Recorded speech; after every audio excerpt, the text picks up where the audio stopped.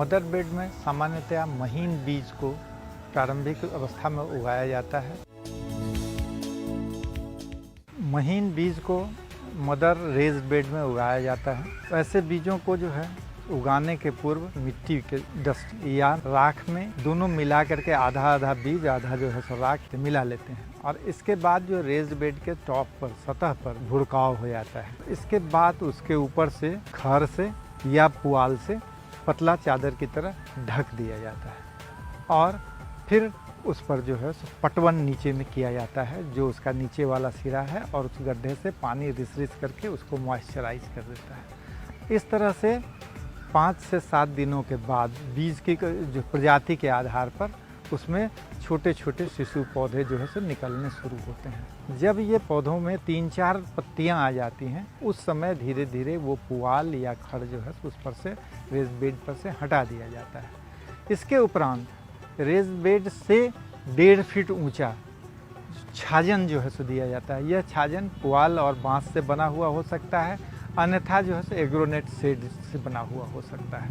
ये छाजन धूप के समय में दिया जाता है। पटवन की व्यवस्था जब जो है सो 4-5 पत्ते का हो जाएगा तब जो है सो झरना की सहायता से हल्की सी ऊपर से भी दी जा सकती है। वैसे नीचे में दिया हुआ पानी जो है सो उसके पोषण के लिए यथेष्ट होता है। इस तरह से पौधे का रख रखाव करने के बाद जब 3-4 इंच का हो जाता है तो उसमें ट्यूब बेड में हम लोग लगाते हैं। लगाने के लिए एक नुकीला जो है सो बांस का डंडा रखा जाता है, एक 6 इंच 8 इंच का, और उससे छेद कर देते हैं और जो मदर बेड से निकला हुआ ट्यूब शिशु पौधा है उसके जड़ को अच्छी तरह से निकालने के बाद पानी से धो देते हैं और उस जड़ को सीधा उसमें डालना चाहिए। यह ध्यान रखना चाहिए कि वो जड़ मुड़े नहीं और सीधा जो है सो उसमें जाए, और इसके बाद फिर एक जो है सो बगल में छेद करके उसको दबा देना चाहिए जिससे कि वो सीधा खड़ा उस ट्यूब में हो।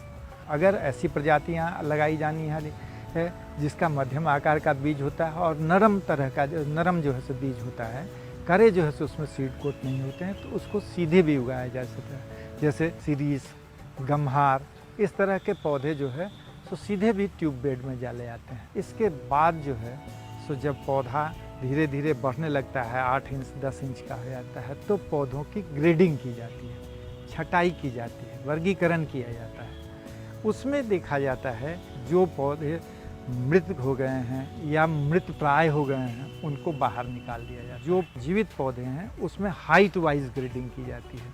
अगर पिरामिडल सेट पे भी हम अगर पौधे को अलाइन करके रखते हैं तो देखते हैं कि 15-20 दिन जाते जाते किनारे का पौधा ज़्यादा अच्छा धूप लगने के कारण वह कैचअप करके बीच वाले पौधे की हाइट को जो है सो ग्रहण कर लेता है।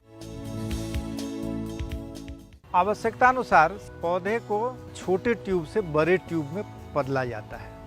इसके लिए ट्यूब को हम लोग हाथ में लेते हैं, उसका जो है सो पॉलीथीन हटा दिया जाता है और उसको फिर बड़े आकार के पॉलीथीन ट्यूब में, जिसमें पहले से मिट्टी, गोबर और बालू का मिश्रण भरा रहता है, उसमें रिप्लेस किया जाता है, जिससे उसके जड़ के फैलाव के लिए सफिशिएंट स्पेस मिल सके। पौधशाला में पौधों में रोग की पहचान एवं उसका उपचार।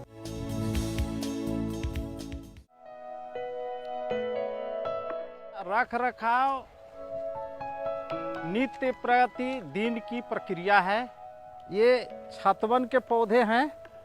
इसमें प्रायः बरसात के दिनों में या बरसात के समाप्ति के क्रम में फंगस का बहुत बुरा माने कुप्रभाव पड़ता है और ये उड़ जाते हैं पौधे।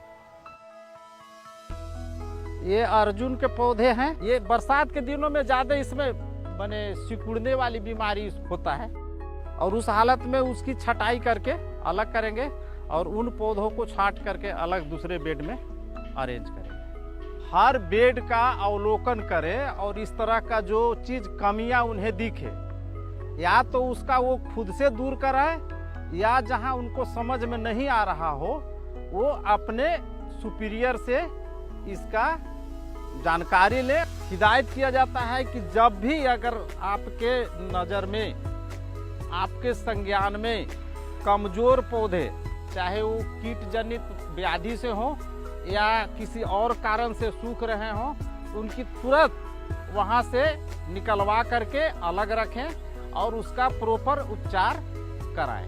पौधशाला में पौधों में मृदा जनित रोग, इसके मुख्य कारक सूत्रकृमि, फफूंद एवं जीवाणु हैं। इसके लिए 2 सप्ताह तक मिट्टी की सौर्यीकरण की जाती है, जिसमें उसको उलट पुलट कर कड़ी धूप में सुखाई जाती है। इसके अतिरिक्त नीम और करंज की खली 1 किलोग्राम प्रति वर्ग मीटर के हिसाब से उसमें मिलाया जाता है।